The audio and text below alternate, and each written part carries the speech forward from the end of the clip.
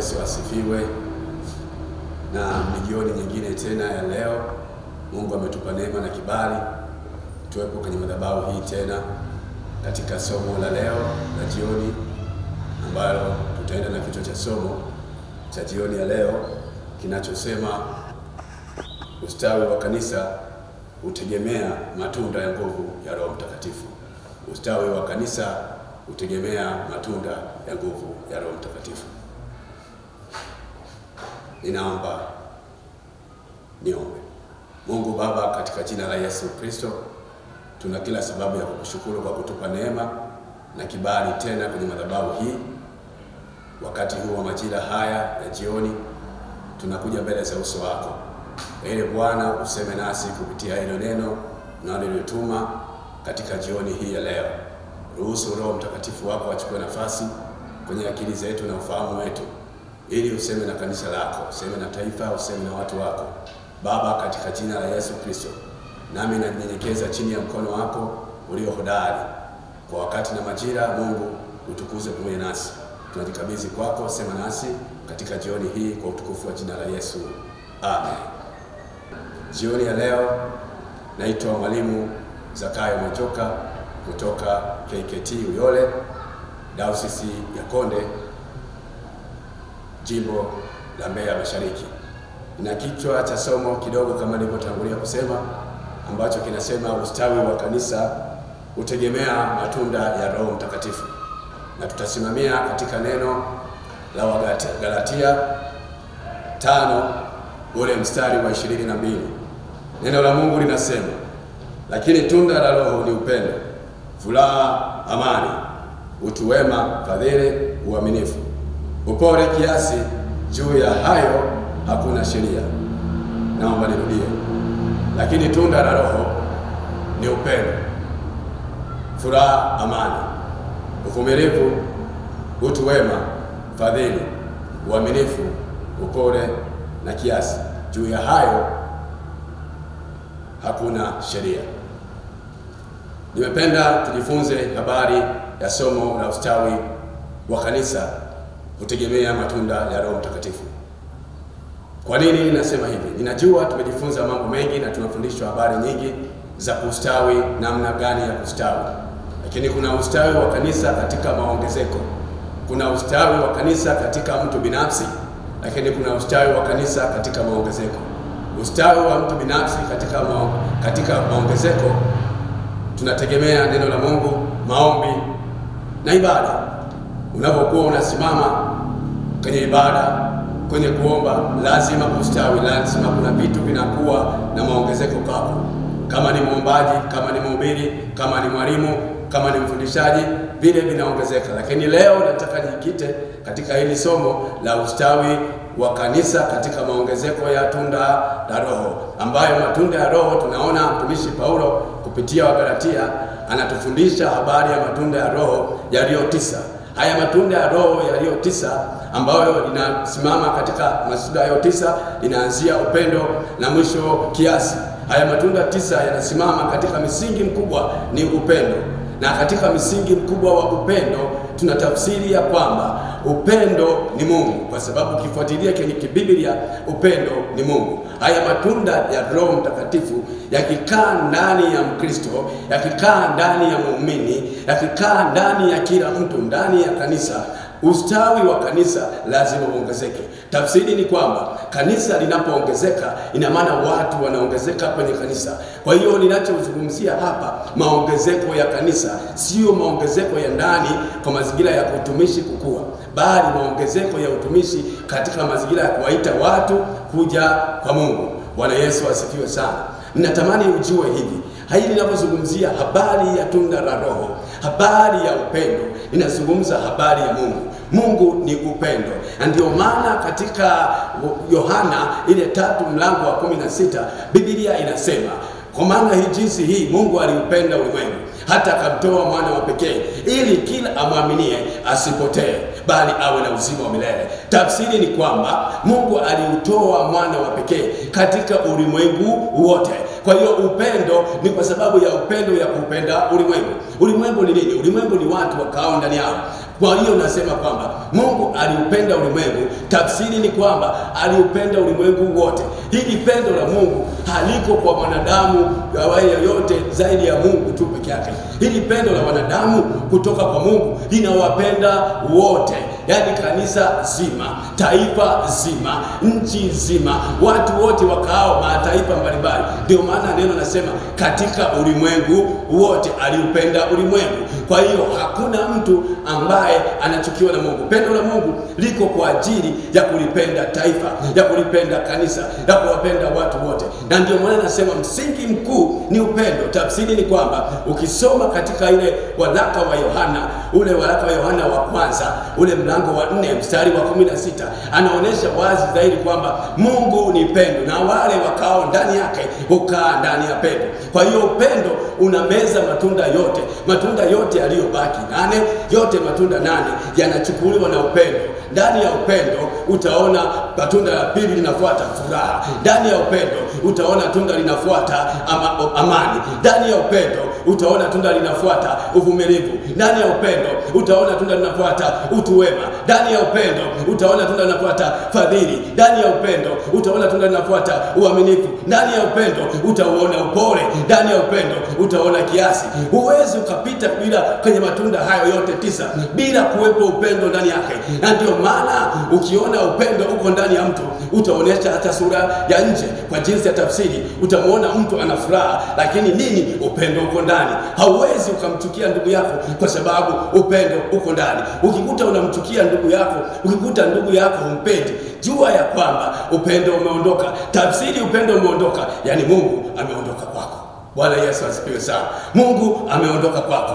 Hivyo nataka nitukumbushe kwamba katika ustawi wa kanisa lolote ili liweze kustawi, ili liwe na maongezeko, linahitaji matunda haya yote 9 yaweze kufanya kazi ndani yako, yaweze kufanya kazi ndani ya kanisa. Utaona vipawa vya neema vikifunguka ndani ya kanisa. Utaona karama na miujiza zikionekana ndani ya kanisa. Lakini kukikosekana hayo, hautaona chochote, hata Mungu hatatukuzwa. Ndio maana mtumishi Paulo anasema wazi katika Wakorinto 13 ule mstari wa kwanza, anaeleza kwa jinsi ya upendo ndani ya watu ukikaa ndani. Anasema kwa maana, anasema kunena kwa lugha. Kwa tafsiri ya neno katika ile waraka wa kwanza wa mtume Paulo kwa Wakorinto, anasema hivi, naomba nisome kidogo. Wakorinto wa kwanza mlango wa 13 mstari wa kwanza na kuendelea. Wakorinto wa kwanza mstari wa 13, mlango wa 13 mstari wa kwanza na kuendelea. 13 mstari wa kwanza na kuendelewa. Anasema hivi, njaposema kwa lugha za wanadamu na za malaika, kama sina upendo, nimekuwa kama shaba ivumayo na upatu uvumao. Tafsiri ni kwamba ukisoma huku chini atakueleza kwamba jinsi gani ambavyo upendo unakaa ndani ya mtu, ambapo utaona upendo ukikaa ndani ya mtu kama kanisa lazima liweze kustawi. Kwa hiyo Paulo anasema kupitia Wakorintho, anawaambia nijaposema kwa lugha za wanadamu na za malaika, kama sina upendo ni kama shaba ivumayo. Maana kama huna Mungu ni kama vile ni makapi, ni kama ni kelele ndani ya watu, ni kama ni kelele. Maana yake upendo haupo ndani. Kwa hiyo upendo, anasema huku chini, upendo huvumilia, upendo hautakabari, upendo hauhesabu mabaya, upendo haujivuni. Kwa hiyo nguvu ya kanisa limejaa sana katika upendo.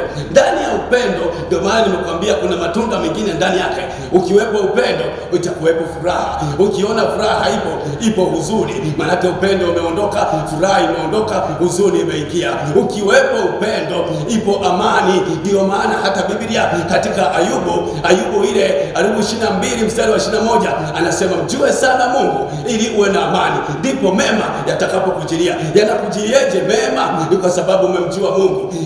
Mnamjueje Mungu? Ni kwa sababu upo upendo ambaye nimesema ni Mungu. Haleluya, haleluya. Upo upendo ambao nimemsema ni Mungu. Mjue sana Mungu. Ayubu anasema ili uwe na amani. Amani haipo ndani yako kwenye maisha kwa sababu tuna tunda la kwanza ambalo ni Mungu mwenyewe, ni upendo umetoweka ndani yako. Hamna amani, hakuna furaha, hakuna uvumilivu. Ni kweli unapitia kwenye majaribu na shida, shida. Ni kweli hakuna asiyopitia. Tunazijua changamoto zako, unajijua changamoto zako, na wengine wanajua. Unakosa uvumilivu. Nini unakosa uvumilivu? Upendo umetoweka, tunda la Roho limetoweka la upendo, lazima na mwingine ataporomoka. Kanisa, nataka nikwambie, ili kanisa listawi linahitaji upendo. Ili kanisa listawi linahitaji matunda ya Roho Mtakatifu. Ili kanisa listawi linahitaji uweza wa nguvu ya matunda ya Roho Mtakatifu ukae ndani kustawi. Lazima liwepo fadhili. Fadhili ikiwepo inaweza kumsaidia mwenzio, unaweza kumjali mwenzio anapokuwa na shida, utaweza kumsaidia, maana fadhili ni msaada. Katika shida utamsaidia, katika tabu utamsaidia, anapitia changamoto utamuombea. Upendo usipokuwepo, huwezi kumfadhili, huwezi kuona umuhimu wa mwenzio, huwezi kuona utu wa mwenzio.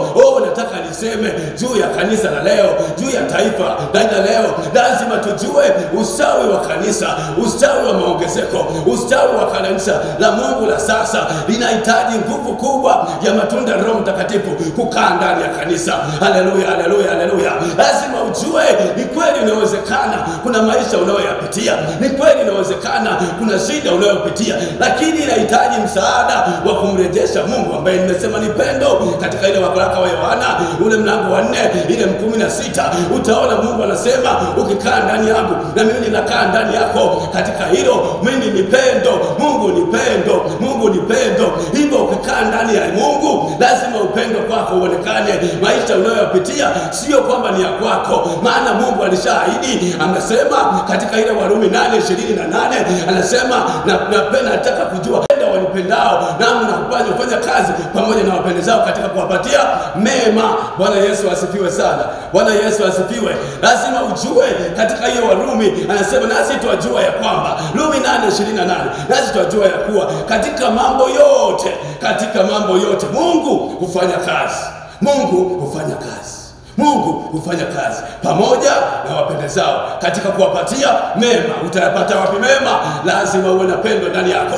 Utayapata wapi mema? Lazima kumjua Mungu ambaye ni pendo. Utayapata wapi mema? Lazima ujue kufadhili. Lazima matunda ya Roho Mtakatifu ndani ya kanisa yajue, yachipuke, yafanye kazi ndani ya kanisa. Haleluya, haleluya, haleluya. Lazima ujue pendwa, haya matunda ya Roho Mtakatifu. Leo Bwana anasema anataka kukumbusha ustawi wa kanisa. Tujue kanisa tunatoka wapi, tunakwenda wapi. Huwezi ukawa mvumilivu kumuombea mtu mwenye shida, huwezi ukawa mvumilivu kuliombea kanisa, huwezi ukawa mvumilivu kuombea watumishi wa Mungu, kuliombea kanisa, kuliombea taifa. Huwezi kama huna uvumilivu. Utapoona machukizo utakosa uvumilivu. Kumbe unahitaji tunda la Roho la upendo na uvumilivu ndani yako, na uvumilivu ndani yako, maana uvumilivu ni tabia ya Mungu, upendo ni tabia ya Mungu, furaha ni tabia ya Mungu, fadhili ni tabia ya Mungu, ndio uaminifu ni tabia ya Mungu, utu wema ni tabia ya Mungu, upole ni tabia ya Mungu, kiasi ni tabia ya Mungu. Nataka nikwambie kanisa, nataka nikwambie, ili uweze kujua kiongozi wa kanisa, ili uweze kujua kiongozi yoyote unayesimamia huduma yoyote, lazima ujue taifa, lazima ujue kanisa kwamba tunahitaji msingi mkubwa, upendo. Msingi mkubwa ni upendo. Msingi mkubwa ni upendo. Msingi mkubwa ni upendo. Ndio haya mengine yote yanaweza kukuchilia. Katika upendo wa Mungu umegawanyika katika sehemu kuu 3. Katika upendo wa Mungu tunaita upendo wa agape. Lakini katika upendo, tunda la upendo, katika upendo wa agape ni upendo wa Mungu. Nikizungumzia upendo wa agape, nazungumzia upendo usio na sababu, upendo usio na mashitaka, upendo usio na lawama. Yaani upendo wa Mungu ni upendo ambao hauna lawama. Haijalishi unafanya mambo gani, haijalishi. Ndio maana Yohana anasema ile 3:16 nimeisoma kwamba wajama na jinsi Mungu anaupenda ulimwengu. Tafsiri ni kwamba haijalishi upendo wa agape wa Mungu, haijalishi kuna mabaya mangapi unayafanya, ila katika pendo la Mungu lilo ndani yake, Mungu atakupenda hivyo hivyo. Haijalishi utaua, haijalishi utaiba, haijalishi utazini, haijalishi utafanya mabaya, haijalishi umempiga mke wako, umemchukia mke wako, huwapendi watoto wako, huwapendi ndugu zako, haijalishi. Lakini pendo la Mungu bado linakuvuta, linakuita. Ndio maana utaona kwenye makanisa, kwenye madhehebu, utaona wachawi wataingia ndani ya kanisa. Watafanya uchawi wao usiku, asubuhi wanaingia kwenye kanisa. Wala haangalia hilo Mungu, anaangalia ipo siku huyu namhitaji apatane na mimi. Ipo siku huyu namtaka amjue Mungu, anijue mimi niliyemleka duniani. Hata kama utaiba usiku, utafanya uharibifu usiku, utaua, lakini bado pendo la Mungu linakuhitaji wewe, linakuhitaji wewe, linakuhitaji wewe, linakuhitaji wewe. Halijalishi unaweza unataka sasa, unawaza kwa umefanya mabaya, unawaza kumwacha mke wako, unawaza kuacha watoto, unawaza kutelekeza hiyo ndoa, unawaza kuchukua talaka umpe mke wako, unawaza kufanya mabaya, na hata mke wako anashuhudia kwamba kuna vitu umevificha ndani yako, lakini pendo la Mungu linakufuata hivyo hivyo, linakuvumilia hivyo hivyo, linakuita hivyo hivyo, kwa sababu upo msaada wa Mungu unakuita, unakuvuta katika hilo pendo, ili siku moja ufikirie toba. Hata sisi tulivutwa kwa pendo, hata mimi nilivutwa kwa pendo, na watumishi wengine walivutwa kwa pendo. Mungu asikate tamaa. Mungu anakupenda, wakudharau, wakuone haufai, lakini machoni pa Mungu ni wa thamani, ni wa thamani sana. Katika pendo la Mungu, machoni pa Mungu ni wa thamani. Haitarishi leo huingi kanisani, huendi popote, humwabudu Mungu, lakini bwendo linakufuata huko. Kwenye redio utasikia sauti ya Mungu kwamba Mungu anakuhitaji wewe, anakuhitaji wewe, ni wa thamani. Hata kama wanakuchukia, wanakuona ufai, lakini pendo la Mungu linakuita. Pendo la Mungu linakuhitaji wewe. Katika pendo la Mungu ndio pendo la agape. Lakini kuna upendo wa kibinadamu. Upendo wa kibinadamu, Mungu mtu anampenda mtu kwa sababu ya ndugu, ya familia, atakupenda. Lakini upendo wa kibinadamu huwa unavunjika. Upendo wa kibinadamu huwa unaisha. Ni tofauti na upendo wa Mungu. Tunauita upendo wa agape, usio na sababu, usioangalia shida ulizo nazo, usioangalia tabu, usiotaka kulipa fidia katika hilo. Ndio maana damu ya Yesu ilifidia katika pendo lake. Tena pendo lingine, kuna pendo la fedha. Atakupenda mtu kwa sababu ya fedha.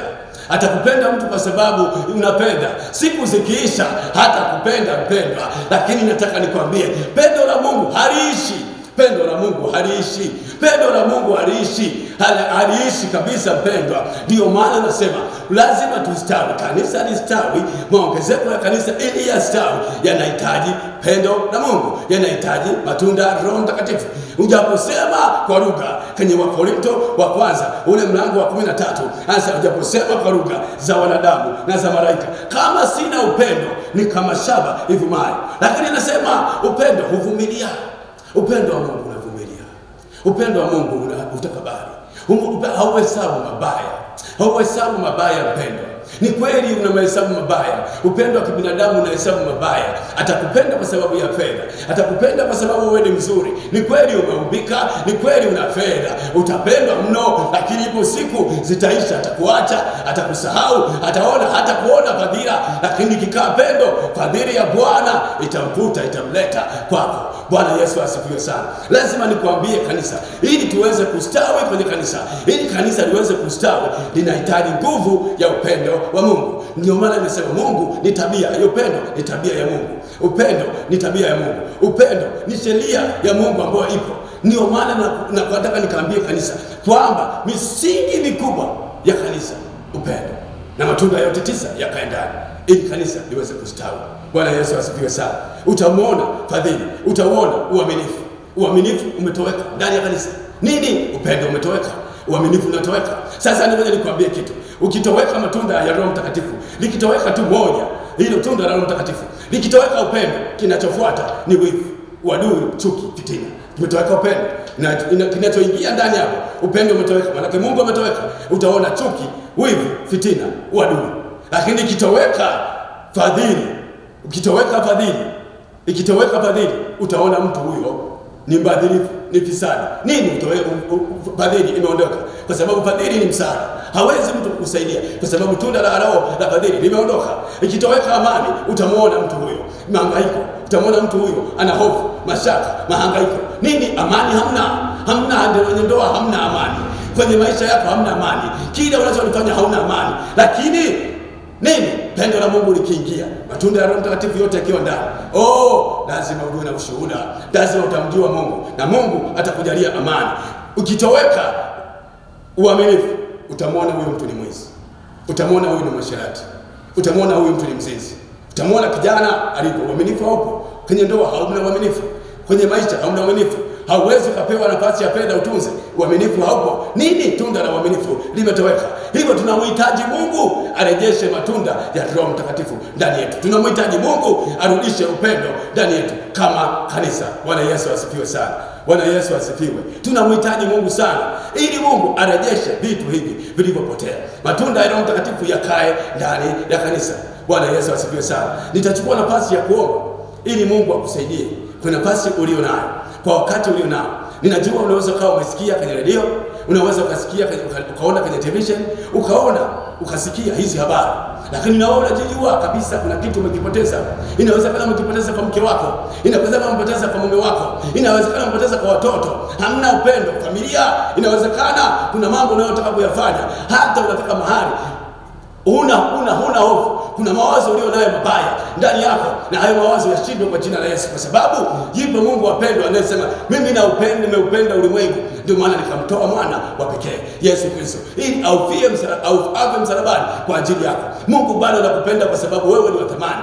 Kukuumba Mungu, kukuweka duniani, unalo kusudi la Mungu, kunalo kusudi la Mungu ili Bwana atimize kwenye kusudi lako. Na sasa ninakuomba kwa jina la Yesu aliye hai, inuka uangaze, maana Mungu yuko tayari kukusaidia, na hilo pendo lirejee ndani ya maisha yako, lirejee ndani ya familia, lirejee ndani ya ndoa, na hiyo amani iliyotoweka irejee tena. Tunda la Roho la amani lirejee tena, maisha yako yarejee tena kwa upya kwa jina la Yesu aliye hai. Nami ninakuombea kwa Bwana ili Mungu arejeshe matunda ndani yako, ili kanisa listawi, ili uweze kuona utukufu wa Mungu. Tunamhitaji Mungu kwenye matunda hayo 9 ili kwamba kanisa likuwe na huduma za watu zichipuke. Ili kuchipuka kwa huduma kunategemea huduma zote, matunda yote 9 yafanye kazi.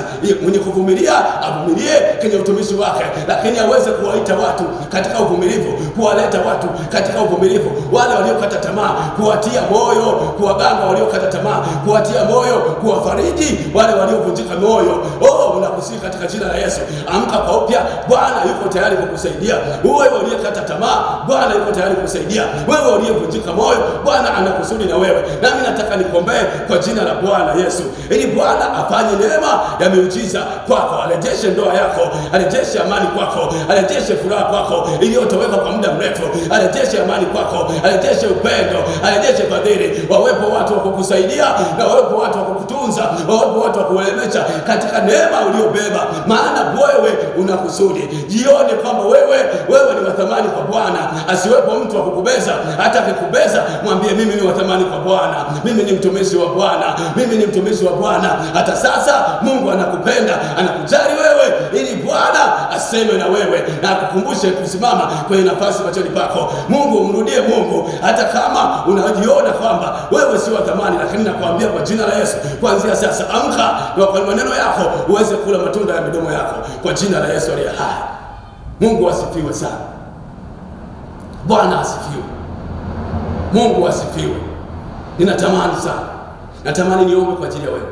Ninajua kuna changamoto unazozipitia, ninajua kuna maisha ambayo unayapitia ambayo sio ya kwako. Mungu akuandikia hivyo. Ndio maana Mungu anasema katika, Paulo anasema katika Wakorintho, ufanya kazi na wapendezao katika kuwapatia mema.